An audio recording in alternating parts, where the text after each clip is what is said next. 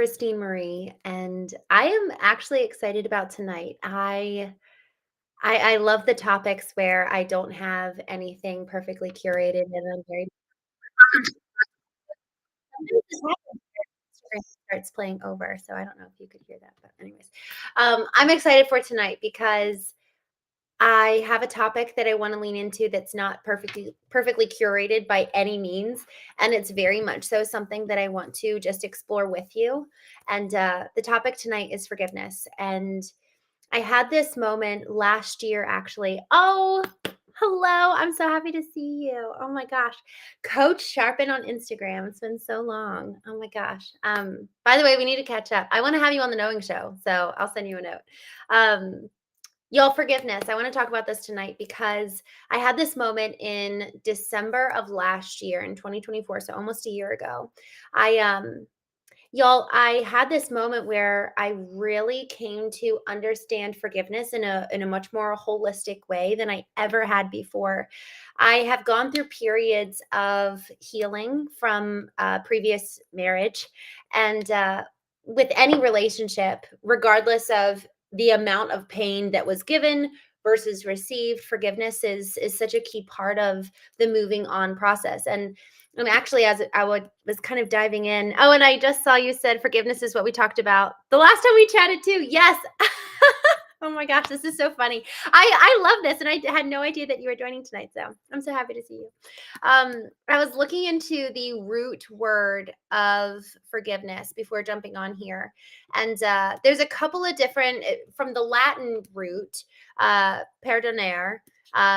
It means here. I'm pulling it up now, and then there's the Greek word as well. In terms of the Latin root word, there's very much so an element of to give completely, and then the Greek root is to effectively release, let go, dismiss, or bestow favor, and to grant grace. So it's not just kind of going to like a neutral place; it's actually a bestowing of a favor and grace upon that person. So it's kind of, yes, wiping the slate clean, and then almost like well wishing goodbye. And so I want to lean into that first aspect of forgiveness, which is to really let go and to release.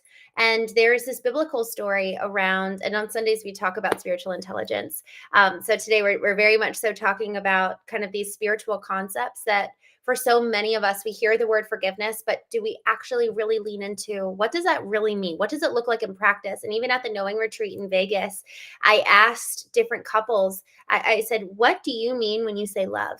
And then they wrote down their definition of love. And y'all, it's wild. One couple, the husband says, I love you, and he means X, and the wife says, I love you, and she means Y. So effectively, they're ships passing each other in the night. They're both saying the same word, but the definition and the weight that is carried along behind the words that are coming out of their mouth are very different from each other. And therefore, can they even receive what the other is saying because they fundamentally do not understand what the other person is saying. So the definition of terms is always so important for us to discuss and unpack. And so this concept of forgiveness is one that it's so existential in one sense, because what does it really mean? And then if I was to bring it into practical application, what does it look like? And so first, in terms of what it means, I really was leaning into this around this time last year as I was looking to just forgive and let go, release and really leave behind and be free of aspects of my former marriage.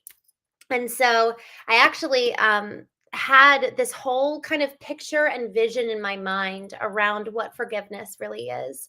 And I'm actually going to read you a poem that I wrote as a result of kind of like this whole revelation around the letting go piece of forgiveness. And I'm going to go ahead and get started. I had a dream.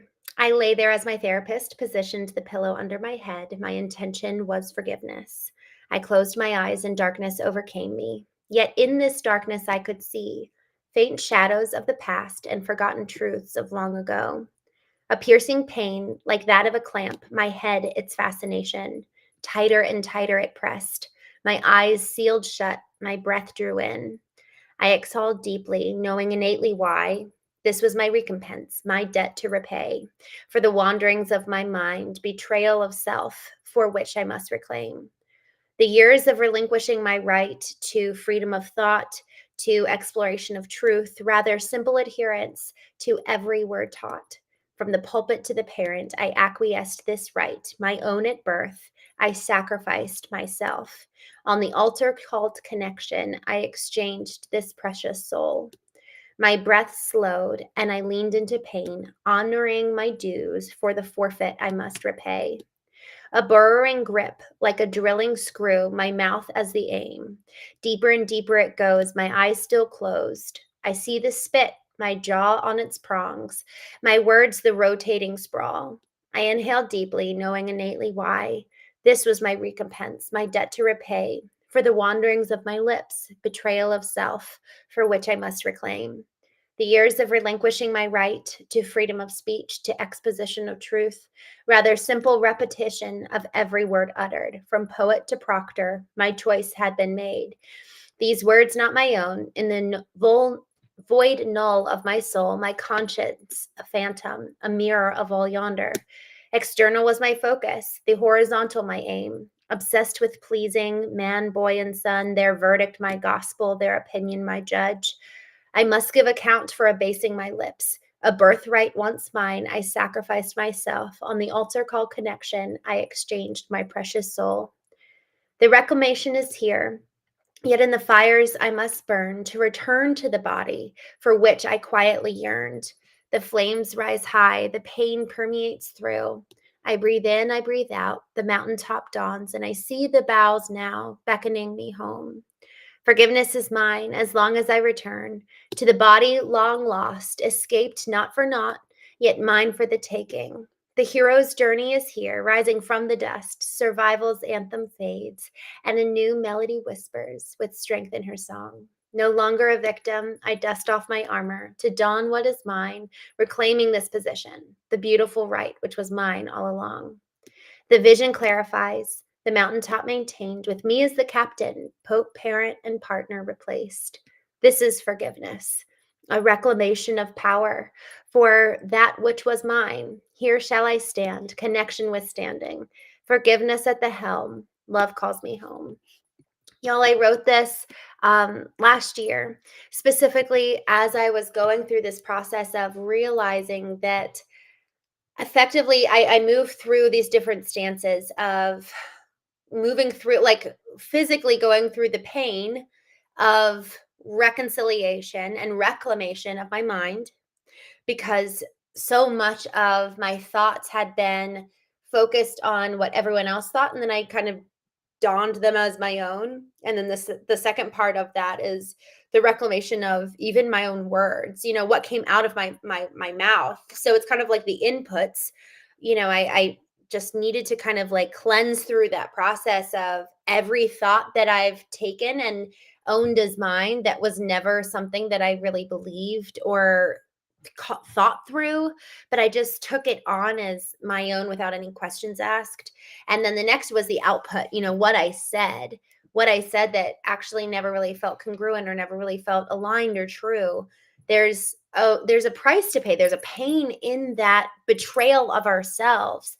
Yet what was so critical was realizing for me that it was all for the purpose of connection. It was all for the purpose of the way that it was positioned. Connection was positioned for me growing up was do this and then that will happen. So do this and then this. And it's so interesting as I think about that now, what we'll do for love, what we'll do for connection. And in so doing, what parts of us are we abandoning? Are we sacrificing? Are we silencing? Are we effectively betraying? And then we wonder why we suffer the pain of disconnection from ourselves. We suffer pain from rejection from others. But it's because we feel the rejection so much more strongly because we left ourselves back there. So then when we have rejection, it's like going through this like hologram of sorts because my flesh and bones and soul and spirit are left back there where I abandoned them for the sake of connection with this person that I followed down a path that was never mine in the first place. And so, with this whole element of this poem, and what I'm really leaning into here is the reclamation, effectively the hologram meeting the real tangible essence of me, and coming home to who I am. It's a reclamation of my mind. It's a reclamation of my words. It's a reclamation of myself. And I had this picture at the time that kind of, you know, uh, encouraged this poem. Was I had put so many people at the mountaintop of my own story, of my own life. So many other people I had put as and positioned as the hero of my own story. And forgiveness is effectively a reclamation of myself at the mountaintop. They never asked to be there. I never asked them if they wanted to be there. And so, effectively, when someone else is at the pinnacle of our story and of our mountaintop, y'all, we are going to be putting so many needs, expectations, wants, desires of them and for them that frankly, they will never be able to fulfill, because that's our place, that's our position. And there's so many reasons why it's so much easier to have someone else at the pinnacle of our mountain, because frankly, it abdicates us from responsibility. It's easier. Now we have someone to blame. We can point to them and say, oh, my life sucks down here because of them, rather than actually being the hero of our own lives. Well, now we have accountability. Now we have a semblance of, if something goes wrong, well, we have no one to point our finger to and blame other than ourselves. And so, in so doing, in the reclamation that is forgiveness, there's something about that is, it's a big decision to make. Will we return to be the hero of our story? And oh gosh, I forgot about this. I talked about this a couple weeks ago as I was driving home from Prince Edward Island through Maine. And it was just the most beautiful drive. US 1 on the East Coast. Sometimes it takes you through like all the Hallmark towns that all the Hallmark movies are filmed in. I'm going to be in a Hallmark movie one day. I was in an off Broadway, off Hallmark movie a couple years ago, and it was so much fun. And so I'm just manifesting it now. But I will say, I was doing the Knowing show while I was there. And effectively, we're not just the heroes of our story. We're also the guides. We're also the champions, the cheerleaders. We are also the authors of this story that is our lives. Friday, I had this amazing conversation with Jennifer Bagley. Go back and listen to it. It was Friday on the Knowing show. And we talked about everything from AI to personal responsibility, and all the different connecting points between AI and how that shapes the human to bot connection and relationship, and then the person to person connection and relationship, and then the relationship and connection with ourselves. All of that, every part of our lives is effectively like our self, and our soul is our nucleus. And then from there, everything extends. But if we're disconnected and disassociated from this physical, spiritual, soulish self, we're never going to be able to truly alchemize, much less leverage the power and potency of the external world and that which is existing for us to take and further us in our journey onward. And so when I was having this conversation with her, I said, Jennifer, she was talking about how her and her husband works for her at her company, and they're awake at 4 a.m. watching YouTube videos on AI. And I just like saw it in my mind's eye, 4 a.m. they're both doing this. And I was like, Jennifer, how in the world did you end up like creating this relationship and this marriage that's so aligned, that's so beautiful? How did you do that? And she said two things. One, she said that she and her husband were both intimately involved in a program for 3 years where effectively they came to know themselves. They came to do the work, know who they are, become emotionally intelligent. And then from there, everything has springboarded off of that. And because of that, she has created her life with intention. She has written the script. She knows what she wants. She does what she wants. And therefore, she's fulfilling on the purpose that is her life.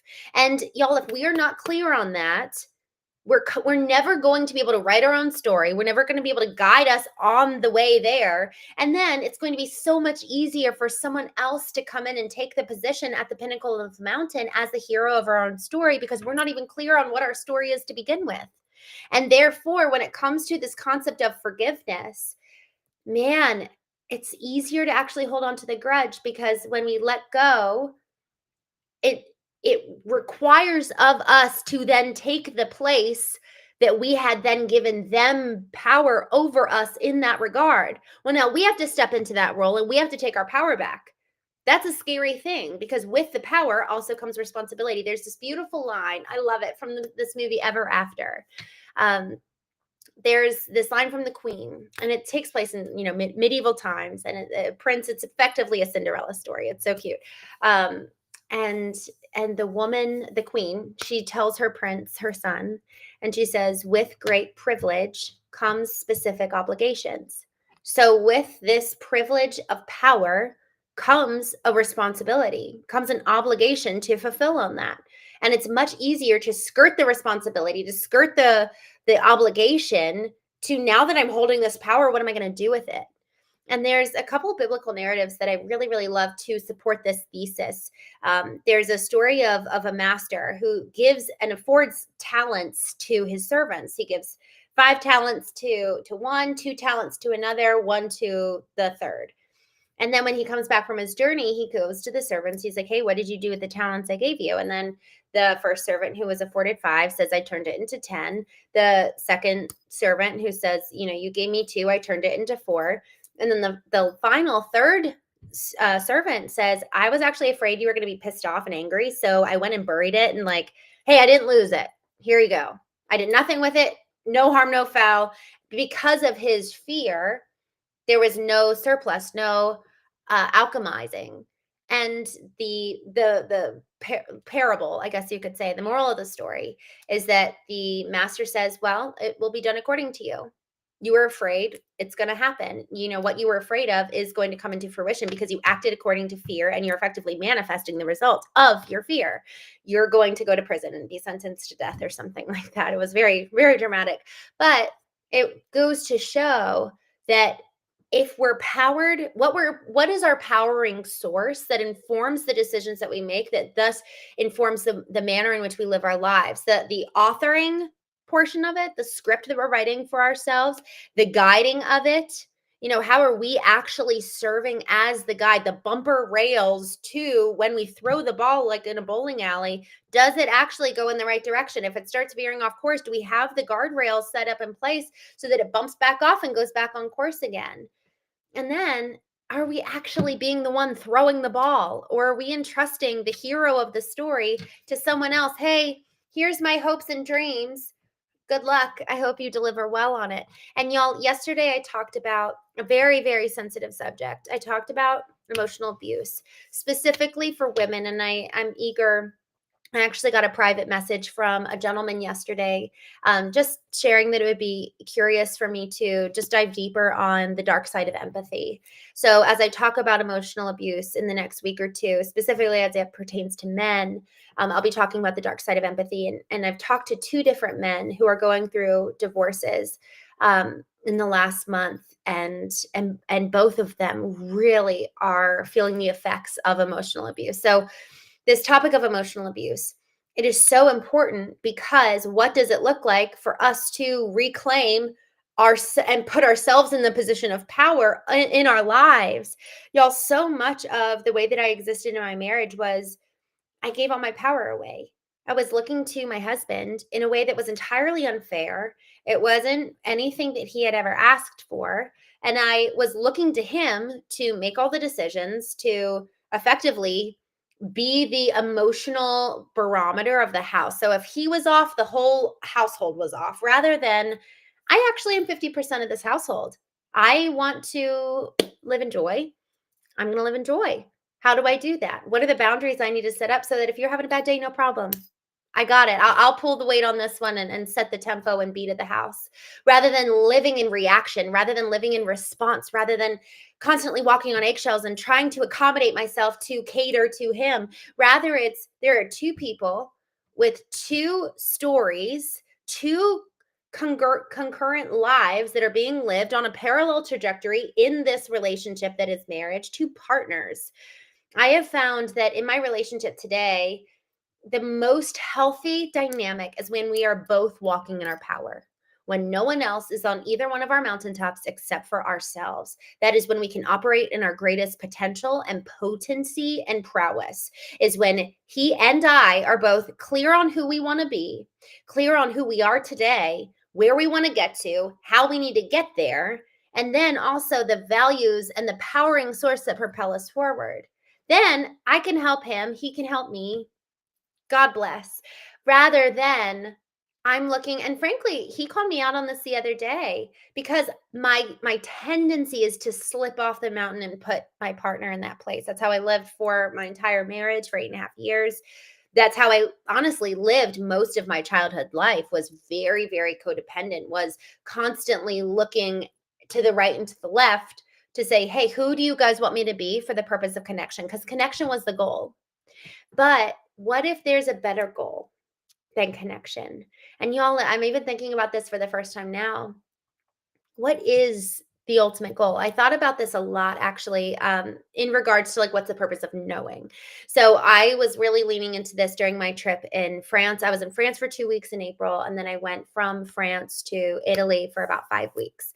And as I was spending time there, yes, Hashan said equality. Yeah, like the co-current paths that we're walking as partners. The equality there is like, man, what does it look like to really be in lockstep as true partners? Because to your point, I was kind of living with that patriarchal mindset. And yesterday on the Knowing Show, I talked a little bit in regards to emotional abuse. It is so important that we trace back our spiritual heritage. What was given to us in terms of those subconscious beliefs, narratives, lens through which we view the world on a spiritual level, about how we relate with God, how we relate to the other gender, and how does that show up in today. The goal so much of knowing is understanding the past, how it shows up in the present, to then rewire and reprogram and repattern for the purpose of reaching our potential. It is impossible to not project the past onto the future unless we have reconciled the past. Then we're free. And then we really can live different today than we did in the past. So my subconscious narrative from my spiritual upbringing was that I should give like the man is to lead. And I don't want to talk about that topic specifically. I frankly, there's so much you can talk about who's supposed to lead the home. The point is that I was shown and modeled for me both, I said in my poem, the pulpit and from the pulpit to the parent, right? And everything in between. It was modeled for me that effectively the woman's role is to be quiet. And there's wisdom there that we can all offer, regardless of who's the one really calling the shots. The element of being of equal voice and equal prowess and really showing up. It was actually easier to just be like, oh, I don't have opinion. It's way easier to not even know what we want, to not have an opinion, and to exist in a codependent area and just suppress everything. There's an element of ease that's there.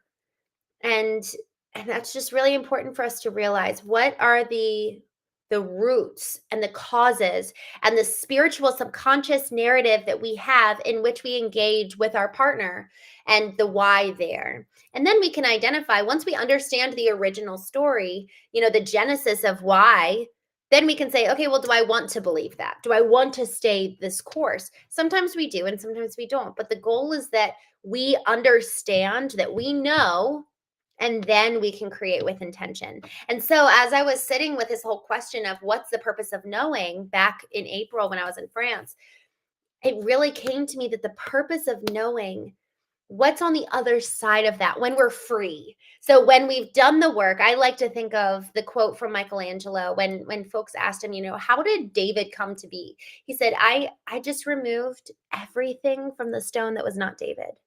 And David came. David was always there. You just had to remove all the parts that was not David. So knowing is effectively the shedding of the layers, the removing of that which we are not. Even the other day, I was talking to my partner, actually, and I was like, by the way, I don't ever want to change you. I'm in love with who you are. However, I want to shed the layers that are not you. And I want to shed the layers that are not me, so that we get more true and more close to the genuine, authentic or original masterpiece that was there.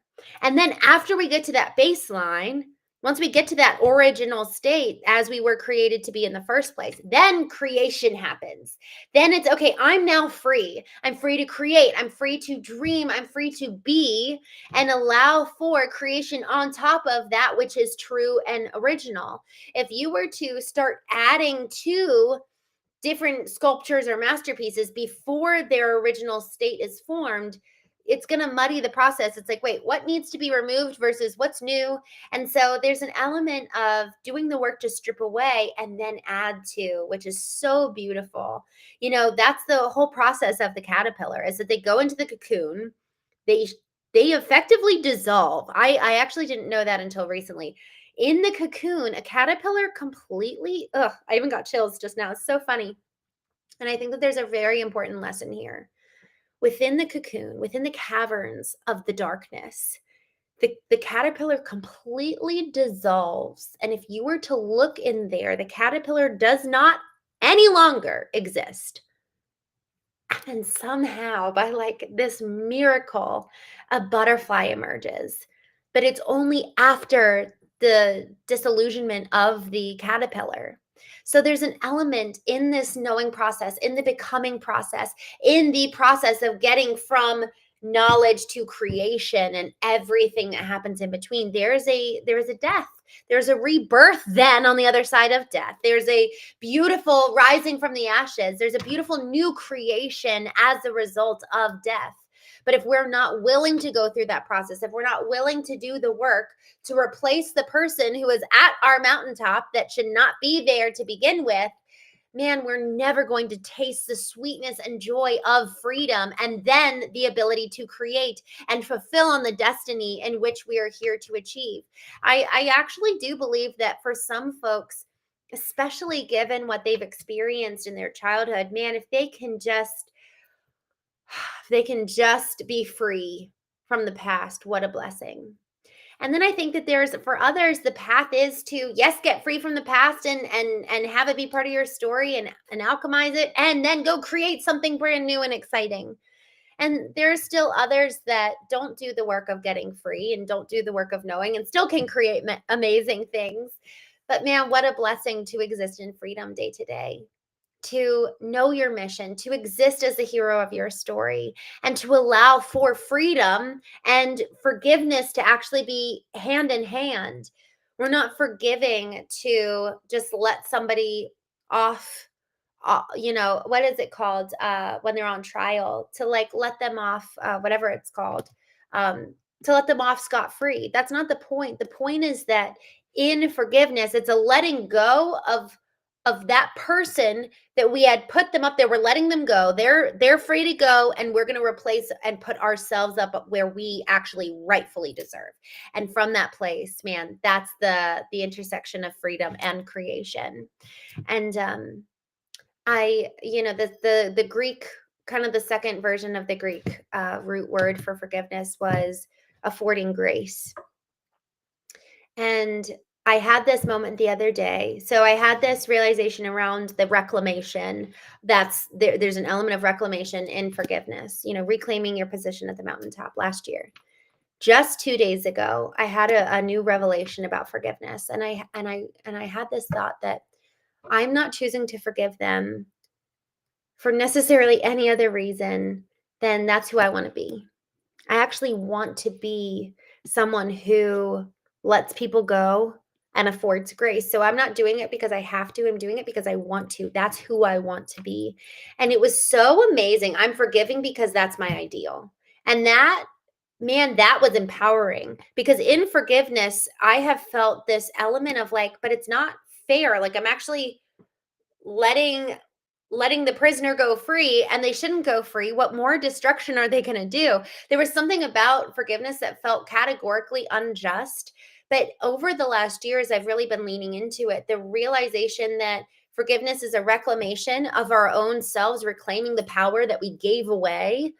And in so doing, we're gaining the power back of, yes, and this is who I want to be. I want to live in accordance with my ideal. And my ideal is X, Y, or Z. So this is why it is so critically important that you and I know who we want to be, because that is going to be, I talked earlier about the bowling alley analogy of having bumper rails on either side, so that when we throw the ball towards our pins of that's our mission, that's what we're aiming for, we have guardrails. Our values keep us in check. Our ideal keeps us in check. There have been times where I have been so mad and I'm like, well, if I was to give into my anger, I would not act according to my ideal. And my ideal kept me going in the right direction. I was like, I don't need to feel like I want to do this, but I'm going to take right action. And often with taking right action, the emotions follow. Y'all, I was even in my condo one day. I had some folks over, and someone did something that was rather upsetting. And I went into the bathroom and I was like, all right, I don't want to feel angry. And I took a breath and I just looked in the mirror and I was like, science says that if you smile, you're tricking your brain into thinking that you're happy. So I'm going to give it a shot. And I just looked in the mirror and smiled. And I told myself and reaffirmed who I am. And I have 8 different aspects of who I have identified as my ideal. What are the core characteristics and qualities of this person? And I have them memorized. And I literally said it to myself today as I was driving to a home to visit a friend, and I knew we were going to have hard conversations, and I reaffirmed that to myself. I'm like, okay, this is who I am. This is my identity, because there is no one who can take me off the mountaintop other than by my own choosing and by my own acquiescing of my power to them. That is my power. That is my position at the mountaintop. God has put me as the hero of my own story for me to accomplish something very specific. And so if I'm going to let anyone else take that position, that is by my own choice. But if I am not clear in who I am, then they can come in with cutting words, with anger, and I will melt. And y'all, it is so important. We were talking about the disillusionment of the caterpillar in order to become a butterfly. There's a big difference between moving through the process of death for the purpose of rebirth and for the purpose of life than moving through the process of shrinking and becoming obsequious, where there's no other rising on the other side. It's simply moving in through and into death. And so that's where living with intention of, I actually know that this decision, that this conversation, that this area of who I am, I actually need to let go for the purpose of cleansing and for the purpose of removing and stripping away, because that's not who I want to be. That part of me needs to die. Jordan Peterson calls it old wood. That needs to go. That's very different than being so like I had existed for my entire life, being so oriented and dependent on everyone's opinion. That is going to lead to an ongoing death of ego over and over and over again, and the cutting of ego and the death of it is going to. And when I say death of ego, I don't mean it in the positive sense. It's like an attack on the ego, where the ego is trying to defend itself, versus the death of those parts of us that are no longer serving us or need to be replaced or need to be upgraded. So with that, forgiveness is a reclamation of our power, and in so reclaiming, we get to act in accordance with our ideal, no longer subservient to those around us, to the voices around us, to the old belief systems and patterns that have guided us up until now. We get to act in accordance with how we choose, with the intentional design through which we curate our lives. So with that, thank you all so much for joining me tonight, and I will see you tomorrow on The Knowing Show. And I actually don't even know where the end stream button is, but I just found it. So I will see you tomorrow.